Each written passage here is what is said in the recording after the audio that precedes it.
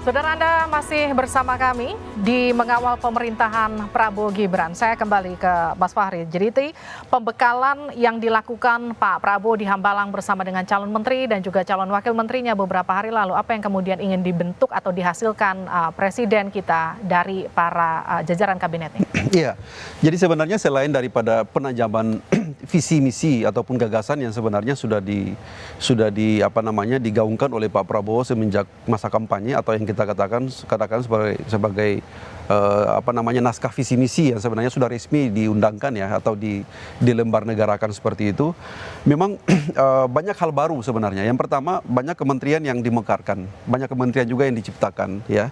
Apalagi dengan Undang-Undang Nomor 61 tahun 2024 tentang perubahan kedua atau perubahan terhadap Undang-Undang 39 2008 tentang Kementerian Negara, banyak soal-soal yang sebenarnya harus ditransformasikan kepada calon menteri dan calon wakil menteri. Yang kedua, organisasi kementerian kita kan kurang lebih 108 organisasi kementerian, menteri dan wakil menteri dan kepala badan. Jadi memang butuh penyesuaian, butuh bagaimana agar ada semacam kesepahaman selain dari materi-materi substantif yang sebenarnya dibekali oleh, kalau kita membaca itu kan narasumber yang dihadirkan oleh Pak Prabowo untuk memberikan pembekalan kepada calon menteri dan wakil menteri juga itu orang-orang yang cukup expert baik dalam maupun luar negeri, bahkan orang-orang yang punya reputasi internasional gitu ya. Jadi saya kira memang penting agar bagaimana organisasi kementerian ini bisa langsung leading. Kita juga tidak mau bahwa memang ketika dilantik nanti Pak Prabowo alhamdulillah tadi pagi sudah kita saksikan sudah dilantik.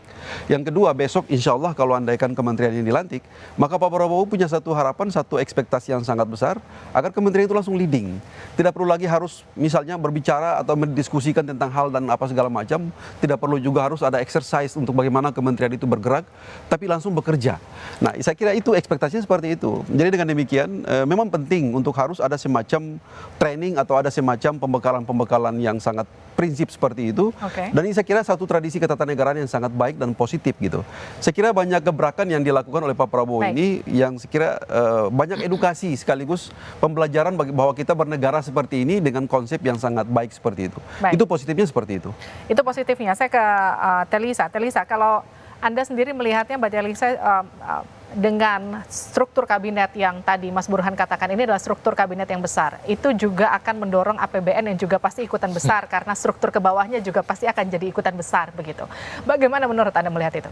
Ya, tentu ini ada implikasi nanti kepada belanja, terutama di sisi belanja pemerintah pusat untuk satu kegiatan belanja pegawai. Jadi artinya bahwa ini kan para menteri, wakil menteri baru tentu ada pos-pos anggaran baru. Meskipun sudah disampaikan di dalam press release Wamenkyu menyatakan bahwa sudah diantisipasi dalam APBN 2025. Jadi katanya pos-pos itu sudah ada karena begitu ada kementerian baru itu harus diajukan anggarannya. Okay. Nah itu juga bagaimana nomenklatur yang terpecah misalkan. Kan ada beberapa kementerian yang dipecah ya. Terus nah itu agak membutuhkan waktu juga koordinasi dengan Kemenpan RB dan juga Banggar di DPR. Jadi itu bagaimana mengalokasikan anggaran-anggaran karena ya di starting point pertama benar harus bekerja, cuma kadang memang ada proses administrasi yang harus dijalani ya. Jadi nah mudah-mudahan administrasinya ini tidak terlalu lama nih proses dari perubahan ini. Nah, terus kemudian bagaimana ketersediaan dari anggaran negara itu sendiri. Jadi tentunya itu harusnya sudah dipertimbangkan ya dari kan kita tahu ya presiden sebelumnya itu di era Pak Jokowi itu adalah 34 kementerian lembaga. Nah ini kan kita lagi nunggu nih jumlahnya berapa. Nah kalau dari data kemarin itu yang Pak Presiden Jokowi itu kalau kita lihat belanja anggaran itu adalah di kisaran 300 miliar rupiah ya untuk anggaran terkait dengan para menteri dan wakil menteri. Nah ini ada salah satu lembaga yang memprediksikan bisa sekitar 1 triliun nih kalau ada penambahan. Tapi nanti harus kita kaji ulang ya, untuk per tahun untuk tambahan dari adanya jabatan-jabatan baru ataupun kementerian baru. Jadi kita memang harus menghitung benar sih berapa tambahan kepada anggaran. Ya pasti itu anggaran bertambah ya. Jadi kalau dari data tadi mencapai 306 miliar per tahun. Nah, ada yang menghitung lembaga ya, kalau saya refer di sini Selios menghitung adalah sekitar 1,95 triliun tambahannya kemungkinan. Nah, berarti kan berapa kali lipat tuh meningkat dari 3 ke 1,95. Tapi kalau saya sih melihat mungkin nggak sebesar 1,95 ya. Kalau hitungan saya mungkin kalaupun misalkan dari 34 bertambah ke taruhlah misalkan 49 ya. Jadi di situ ada tambahan berapa belas kementerian lembaga. Nah, itu berarti di situ mungkin akan meningkat sekitar 3 kali lipat. Nah, itu ya mungkin 1 triliunan lah ada tambahan di situ. Jadi ya Nah itu belum termasuk pegawai-pegawainya ya. Ini kan baru bicara menteri dan wakil menteri, anggaran untuk tunjangan jabatan dan gaji pokok dari para menteri dan wakil menteri tersebut. Jadi itu mungkin perlu betul-betul diestimasi dampaknya itu. Tapi mungkin sudah dipertimbangkan ya, selama itu memang bisa mendorong pertumbuhan ekonomi kita lebih lagi, gaspol lagi, ya sebetulnya pengeluaran yang dikeluarkan itu ya tidak masalah gitu. Asalkan memang menghasilkan yang... Asal menghasilkannya juga besar. Iya, begitu. begitu. Oke, saya ke Mbak Tejo. Mbak Tejo, jadi kalau kita melihat sebetulnya nama-nama yang dipanggil kemarin itu kan bukan cuma sekedar politisi aja, tapi juga ada dari kalangan public figure. Ada bahkan Raffi Ahmad, Yovie Widianto, maksud saya, yang juga dipanggil ke Kertanegara kala itu. Kalau Anda melihat Mbak Tejo dari apa yang kemudian ingin dibentuk oleh Pak Prabowo dengan memanggil para seniman itu seperti apa? Ya, kalau bagi saya ini Livi, kabinet ini akan membuktikan apa yang diajarkan guru saya dulu betul atau enggak. Guru saya di SD dulu mengatakan peribahasa sapu baru menyapu bersih, gitu loh. Mungkin waktu itu belum ada istilah kroni. Nah sekarang kabinet baru apa bisa mengerjakan hal baru kalau meragukan kelanjutan dari hal-hal yang lama. Profesor Burhan tadi mengatakan nama-nama yang bermasalah masuk, bahkan di kalangan dari kesenian yang soal ijazah, soal apa-apa masuk. Saya nggak tahu Pak Fahri. Ini Aira secara kebudayaan buktikan bahwa kata-kata pepatah sapu baru menyapu bersih itu betul apa salah. Saya agak ragu-ragu, sapu baru menyapu bersih kalau sapu baru nggak merupakan kroni dari sapu sebelumnya. Itu aja. Gimana Mas Fahri melihat itu?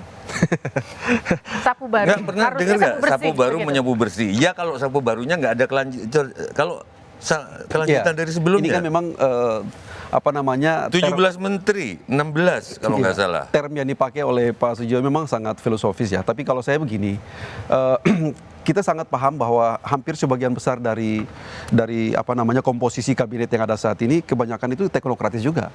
Banyak teknokratis, baik dari komposisi sebagai menteri ataupun wakil menteri. Itu satu hal yang harus kita patut apresiasi bahwa memang kabinet ini tentunya membawa harapan-harapan besar, harapan-harapan yang memang betul-betul kita sepenuhnya mempercayakan hal itu. Yang kedua, saya kira sorry Pak Fahri, sorry Livi. Jadi teman saya ada nggak setuju dengan second kabinet profesional. Kalau bukan second kabinet sekarang ini, second kabinet. Iya. Iya, kita objektif lah. Kalau saya kira banyak orang-orang ahli seperti misalnya Ibu Sri Mulyani itu kan orang ahli juga sebenarnya, profesional. Yang sebenarnya tidak perlu kita ragukan integritas dan kapasitasnya tentang itu. Ahli, kalau sekian tahun, sekian periode dipakai, awam pun akan curiga ini pesanan asing. Nah, misalnya di sektor hukum misalnya ada Profesor Yusril, ada kemudian juga ya saya kira banyak harapan, banyak orang-orang hebat yang sebenarnya bisa kita harapkan untuk bisa melakukan berbagai perubahan-perubahan ataupun mungkin bisa melakukan beberapa gebrakan-gebrakan penting untuk bagaimana bisa memastikan ekosistem ekonomi kita bagus. Karena seperti yang kita ketahui bahwa memang bagaimana kita menumbuh kembangkan sistem ekonomi kita kalau misalnya aspek hukumnya carut marut. Nah, dengan harapan orang-orang seperti ini, misalnya ada Profesor Yusril dengan konsep untuk bagaimana membangun sistem yang baik, sistem yang capable untuk memastikan ya supaya dia ekuivalen dengan nantinya bagaimana agar pertumbuhan ekonomi juga itu bisa bagus dan seterusnya. Saya kira banyak hal yang sebenarnya bisa kita pastikan bahwa nantinya banyak gebrakan dan hal-hal besar yang bisa dihasilkan dari kabinet ini.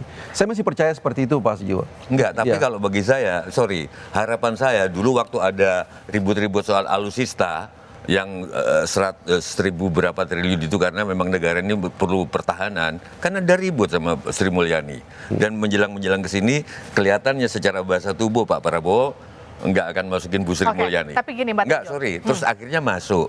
Berarti memang ada sentimen internasional bagus terhadap Sri Mulyani. Saya enggak ngerti ekonomi, tapi saya dengar begitu. Artinya kita enggak mandiri juga secara ekonomi. Ditentukan oleh orang luar. Gila sekian periode terus.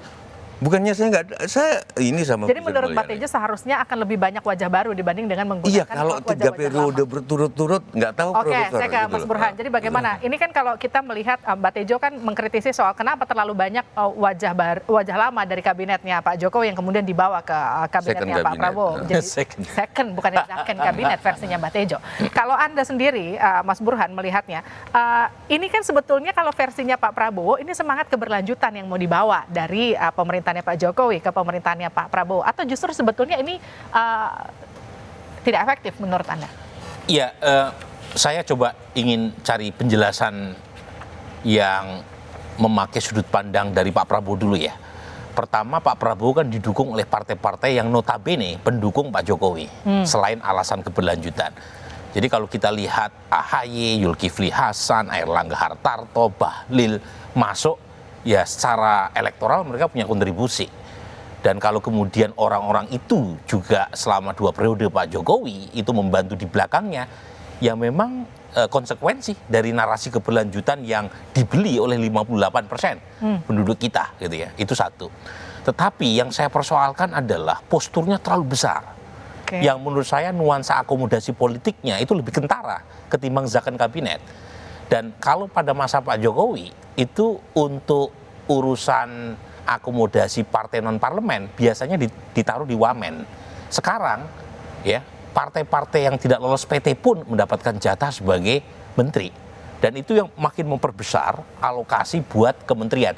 Selain implikasi budget, anggaran, yang jelas akan punya potensi adalah soal sinergi kebijakan. Nah ini kemudian tadi ditekankan sama Pak Prabowo ketika kalau kita bicara soal jumlah kabinet yang besar, Pak Prabowo bilang karena Indonesia itu besar. Jadi butuh kemudian kabinet yang juga cukup besar untuk kemudian mengurus Indonesia yang besar ini. Kurang lebih seperti itu. Tapi nanti itu kan kita lanjutkan usai jeda, tetap bersama kami.